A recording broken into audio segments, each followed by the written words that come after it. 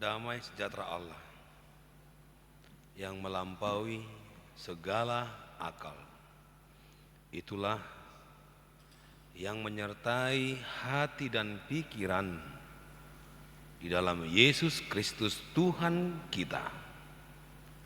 Amin. Selamat hari Minggu buat kita semuanya. Kita bersukacita kita bisa sampai di Minggu Advent yang keempat ini.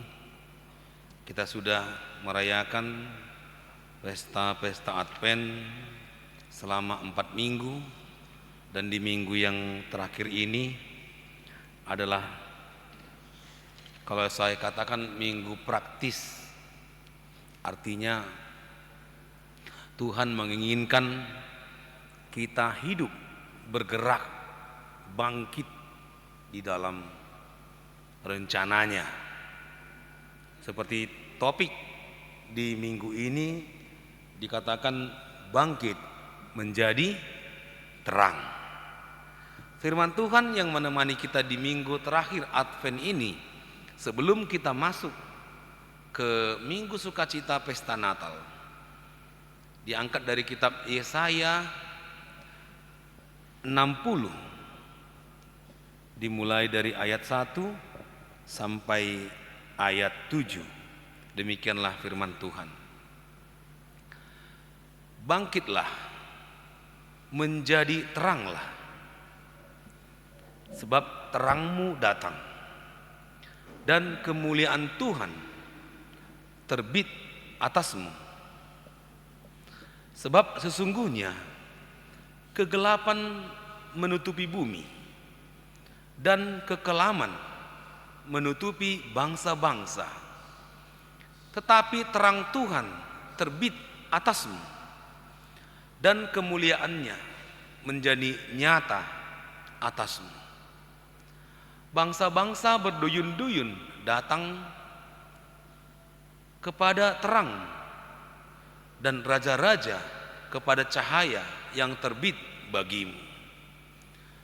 Angkatlah mukamu dan lihatlah ke sekeliling.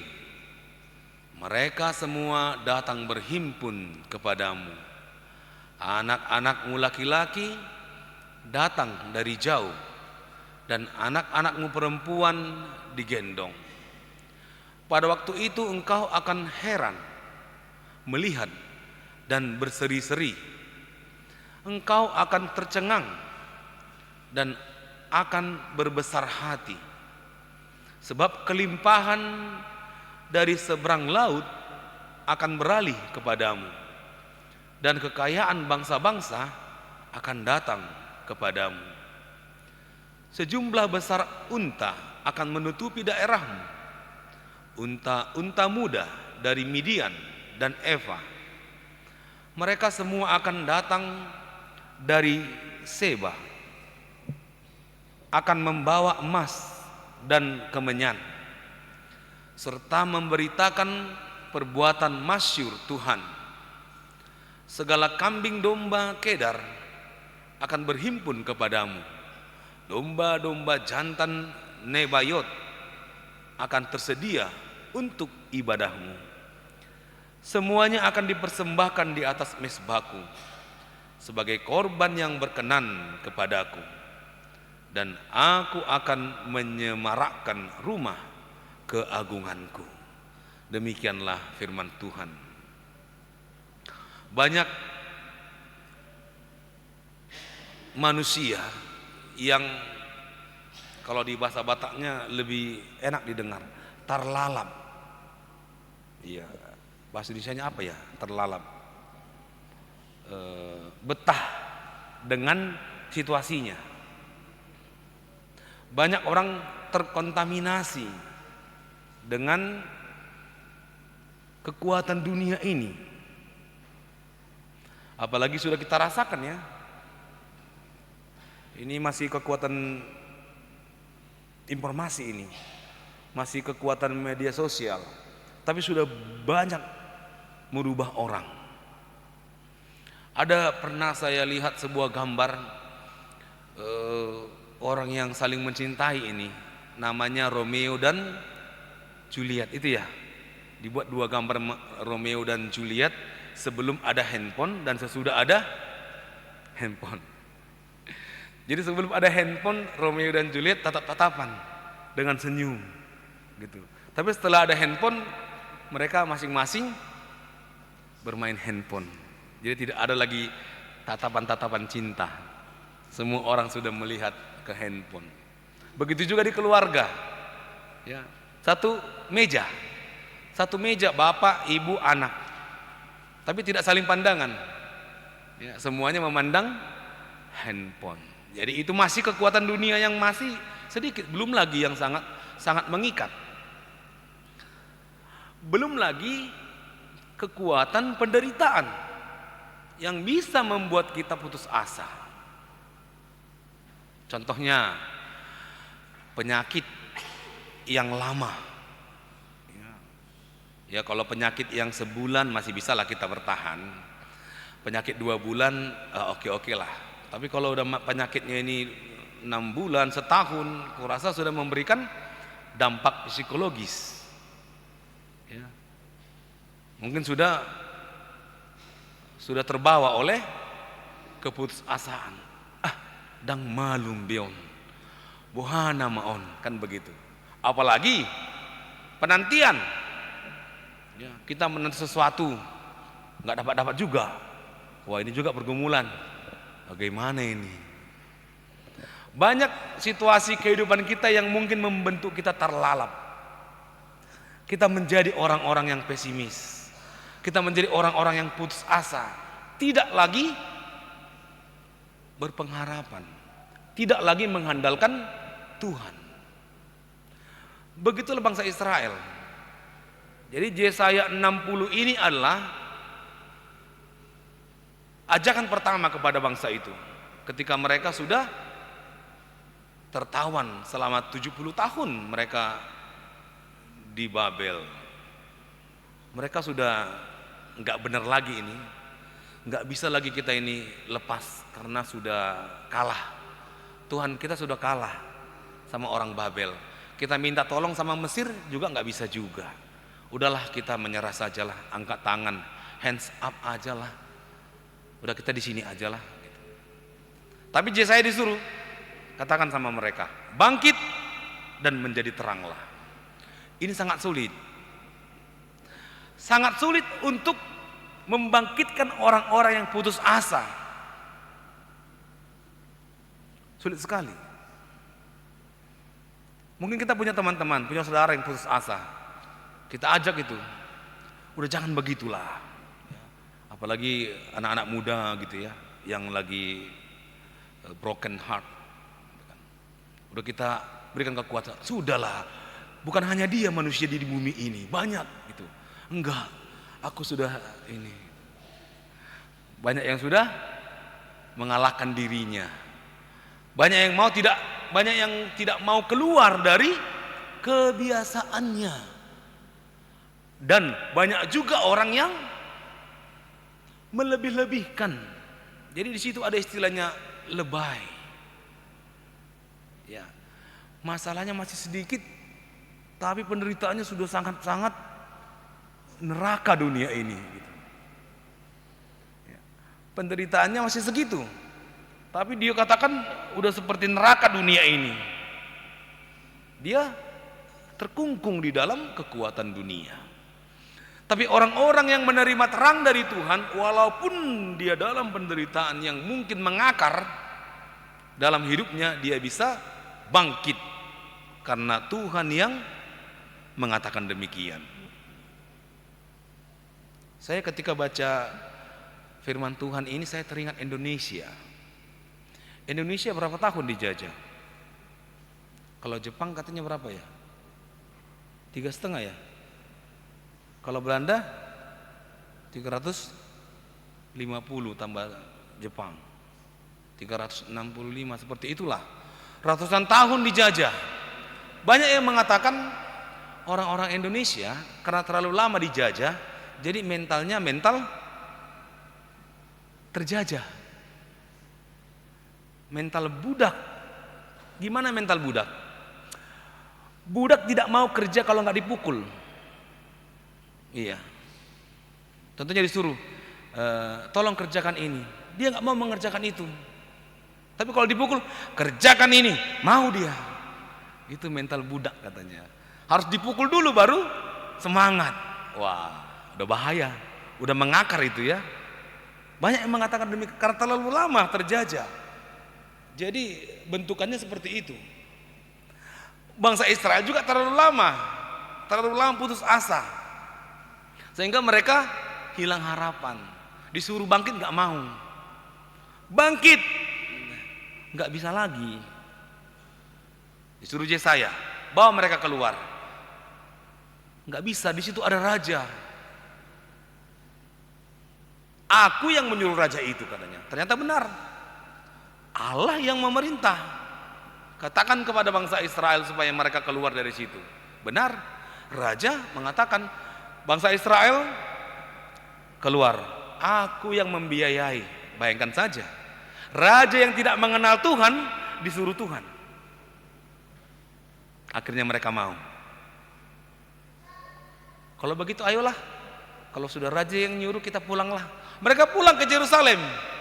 Tapi apa yang terjadi? Kan begitu. Udah mereka semangat setengah-setengah ya. Mereka pulang, sampai di rumah, ternyata hancur. Gerejanya hancur, rumahnya hancur, ladangnya juga hancur. Mereka akhirnya stres kembali. Wah, gimana ini? Tidak ada rumah, sudah dibakar, gereja sudah dirubuhkan, tanaman kita sudah hancur. Mereka lemah kembali. Jadi banyak seperti itu. Tantangan demi tantangan membuat kita lemah. Tapi ingat, hari ini Tuhan mengingatkan, bangkit menjadi terang. Ya. Yang pertama bangkit dululah. Itu Tuhan yang mengatakan. Tuhan itu ingin kita tidak terpuruk. Ya mungkin kalau teman atau sahabat ada aja yang demikian. Makanya katanya kalau bersahabat itu enak, bestie katanya ya. Kenapa? Karena kalau dia terpuruk ada sahabatnya yang udah jangan begitu, bangkit keluar, jangan mau kau. Nah seperti itu sahabat. Tapi ada juga sahabat yang tidak mau membantu. Justru ada juga saudara mungkin yang kita lemah, makin dilemah-lemahkan, makin diputus asakan. Tuhan tidak demikian. Ketika dia melihat bangsa Israel itu lemah, bangkit. Jadi kata bangkit ini juga sudah menjadi kekuatan. Ya, sebuah kata positif kita berikan kepada orang lain, itu mulai dari kekuatan. Itu mulai dari kekuatan. Jadi ingat, kalau ada teman-teman kita yang masih lemah secara mental, secara spiritual, berikan kata-kata positif. Itu awal dari kekuatan dia. Karena mungkin dia tidak akan ingat kata itu. Banyak orang ketika tenang dia ingat, tapi ketika dia menghadapi masalah dia lupa. Ada firman yang mengatakan demikian. Ada firman yang mengatakan bangkit dan menjadi teranglah. Sebab terang Tuhan datang kepadamu dan kemuliaan Tuhan terbit atasmu. Jadi itu harus kita lakukan, praktis katanya. Jadi minggu Advent ini minggu praktis ini. Kalau disuruh bangkit, bangkit. Jangan kalau disuruh bangkit entar. Enggak. Ya. Karena kita akan menerima kelahiran Yesus, harus bangkit. Kalau kita mau bangkit, maka Tuhan akan menyambut kita dengan kekuatannya. Maka semua kelemahan, kesalahan masa lalu kita akan dapat kita lawan, akan dapat meninggalkan kita. Dan kita harus ingat, Tuhan yang kita percayai dalam segala rencananya selalu menyediakan. Jadi kita belum lahir saja Tuhan sudah menyediakan untuk kita kebaikan. Di tahun 2025 Tuhan sudah menyediakan yang penting bagi kita. Asal kita mau bangkit. Tuhan sudah menyediakan, tapi Anda tidak bangkit, maka Anda tidak akan mendapatkan berkat itu. Oleh karena itu, bagaimana kita percaya bahwa segala yang Tuhan persiapkan itu adalah untuk kebaikan dan juga keselamatan. Justru kadang kita terkejut. Yang Tuhan persiapkan untuk kita melebihi apa yang kita pikirkan. Seperti yang dikatakan tadi, akan datang anak-anakmu, akan datang domba-dombamu, dan segala kekayaan bumi ini akan datang kepadamu. Tuhan sudah menyediakan itu, asal engkau mau bangkit.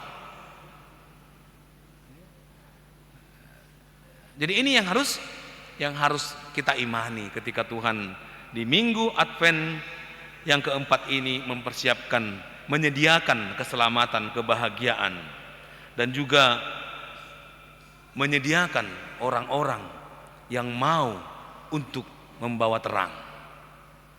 Jadi semua sudah dipersiapkan Tuhan, termasuk kepada orang tua kita, termasuk kepada orang-orang di sekitar kita. Tuhan sudah menyediakan itu. Hanya kita disuruh bangkit. Ada sebuah kata yang viral kalau kita bermedia sosial.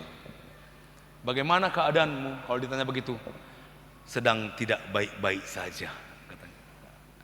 Jadi kalau dikatakan sedang tidak baik-baik saja, ya mungkin dia akan lemah. Tapi ingat, walaupun keadaanmu sedang tidak baik-baik saja, kalau kita percaya bahwa Tuhan menyediakan yang terbaik untuk menghadapi itu, maka kita mampu untuk bangkit. Pertolongan kita bukan dari dunia ini, pertolongan kita hanya dari Tuhan yang memampukan kita untuk kembali memulai. Jadi bangsa Israel disuruh memulai dari nol. Mereka sudah terbuang, kembali lagi ke Yerusalem, semuanya sudah hancur, mulai dari nol. Wah, gimana ini, apa yang kita duluan bangun? Mereka bertanya kepada Yesaya, kita mulai dari mana ini? Yesaya mengatakan, Nehemia juga mengatakan, kita mulai membangun gereja. Hah?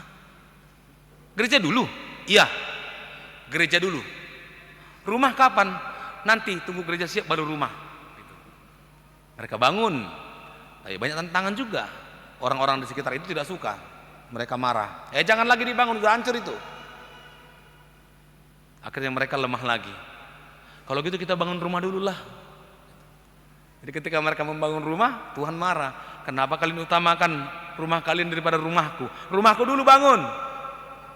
Nehemia bersuara, ayo kita bangun lagi. Jadi tantangan banyak. Itu mendidik orang-orang Israel supaya mereka orang-orang yang tidak lebay, orang-orang yang mampu memulai dari awal. Sulit ya, sulit. Tapi bersama Tuhan bisa. Banyak orang-orang yang demikian, yang hidupnya sudah hancur, tapi dia mampu memulai dari awal karena dia percaya bahwa Tuhan menyediakan bantuan untuk dia. Terang Tuhan ada yang harus dia terima, asal dia bangkit. Jadi tidak putus asa. Banyak orang putus asa, ibarat dunia ini sudah mau kiamat. Padahal ingat, ketika kau masih hidup, itu bukan akhir hidupmu. Kan begitu. Banyak orang dia masih hidup, tapi dia merasa itu akhir hidupnya karena penderitaan, kesengsaraan. Tuhan mengingatkan, itu bukan akhir dari hidupmu, dan kematian juga bukan akhir dari hidupmu, tapi kehidupan yang kekal bersama dengan Tuhan. Inilah kekuatan kita. Jadi mengakhiri tahun ini untuk merayakan pesta Natal, pasti semua punya masalah. Orang tua punya masalah terhadap anaknya, anaknya punya masalah bersama temannya, orang-orang yang punya keinginan juga punya masalah, penantian punya, semua pasti punya masalah, penderitaan. Tapi bagaimana itu tidak membuat kita hilang pengharapan, sehingga kita mampu untuk bersukacita menerima kelahiran Yesus, terangnya di dalam kehidupan kita. Jadi kalau dalam kegelapan dikatakan di ayat 2, sebab sesungguhnya kegelapan menutupi bumi dan kekelaman menutupi bangsa-bangsa, tetapi terang Tuhan terbit atasmu dan kemuliaannya menjadi nyata atasmu. Jadi kegelapan sudah melingkupi bumi, kekelaman juga.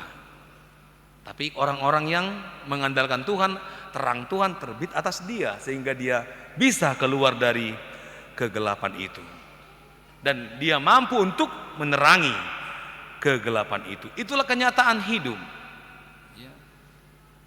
Itulah kenyataan hidup yang diterima oleh bangsa Israel, dan begitu juga gambaran kenyataan hidup yang diterima oleh orang-orang yang percaya, yang beriman secara praktis, tidak hanya teori. Kalau teori bisa-bisa saja kita hafal, tapi kalau kita menghadapinya, apakah kita mampu untuk menerapkannya? Apakah kita mampu bertahan di dalam penderitaan? Apakah kita mampu hidup sesuai dengan rencana Tuhan?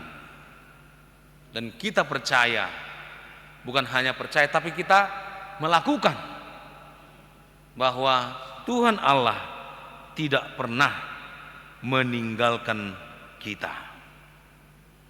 Dan dia menyuarakan setiap hari ketika engkau berputus asa, dia mengatakan bangkitlah. Ketika engkau lemah, dia mengatakan bangkitlah. Ketika engkau mager, katanya, malas bergerak ya, bangkitlah. Terimalah terang dari Tuhan, supaya semua permasalahanmu meninggalkan engkau. Jadi orang yang mau bangkit, orang yang mau menerima firman Tuhan, sedikit demi sedikit masalah itu meninggalkan dia, penderitaan itu meninggalkan dia, karena dia mau bangkit. Ibarat sebuah api itu ya. Kalau di sebuah gambar, Roh Kudus itu gambarannya api, api dalam hati. Kalau orang yang nggak mau bangkit, apinya lama-lama, bahasa Bataknya itu pidum. Tahu nggak pidum? Mitop, padam, atau hampir-hampir mati, marnehet-nehet innate. Itu hampir mati itu. Artinya dia udah hampir putus asa. Tapi ketika dia bangkit, maka api itu nyala kembali. Begitulah orang-orang yang menerima rencana Tuhan di dalam kehidupannya. Oleh karena itu, supaya kita mampu untuk menjadi terang, yang pertama kita harus bangkit, bergeraklah, bangkitlah, dan menjadi terangnya. Itu tugas yang kedua. Jadi ketika Anda mendapatkan terang Tuhan, maka pergilah engkau untuk menerangi orang-orang yang masih dalam kegelapan, memberikan kata-kata positif kepada orang-orang yang masih putus asa. Jangan engkau berikan kata-kata yang negatif. Berikan firman Tuhan, siapa tahu mereka lupa. Berikan firman Tuhan, siapa tahu mereka tidak ingat lagi. Itu akan menjadi kekuatan yang baru, menyalakan api di dalam hatinya sehingga tidak jadi padam. Tuhan mengajak kita untuk bangkit, bangkitlah, dan menjadi teranglah. Bawalah terang itu sehingga semua orang mampu untuk bertahan dalam imannya dan mampu untuk mempraktekkan imannya di dalam kehidupan tantangan di dalam dunia ini. Diberkatilah orang yang mengandalkan Tuhan dan yang menaruh pengharapannya pada Tuhan. Amin. Kita berdoa.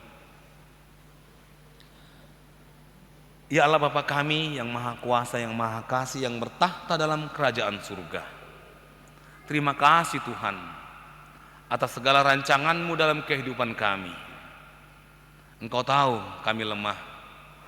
Engkau tahu Tuhan kami sering kalah. Engkau tahu Tuhan kami orang-orang yang berputus asa. Tapi hari ini Engkau menyerukan supaya kami bangkit dan menjadi terang. Kami mampu untuk menerima rencana-Mu, kehendak-Mu dalam kehidupan kami. Dan kami percaya ketika kami bangkit, maka firman-Mu bekerja dalam hati dan pikiran kami, dan kami mampu untuk menjadi pemenang. Terima kasih Tuhan atas firman-Mu di minggu Advent yang keempat ini, di mana kami akan bersuka cita dalam pesta Natal. Biarlah Tuhan sukacita itu tetap, dan segala kekuatan dunia dapat kami kalahkan karena kami menerima terang-Mu dalam hidup kami. Engkau Tuhan yang menyertai seluruh jemaat, Engkau yang menyertai saudara-saudara kami yang percaya, keluarga kami, dan orang-orang yang masih dalam kegelapan, orang-orang yang masih belum percaya. Engkau Tuhan yang memberikan terang-Mu atas kami, dan kami menjadi terang di tengah-tengah kegelapan. Terima kasih Tuhan, Engkaulah yang menyediakan yang terbaik dalam kehidupan kami ke depannya. Dalam nama Yesus Kristus kami berdoa.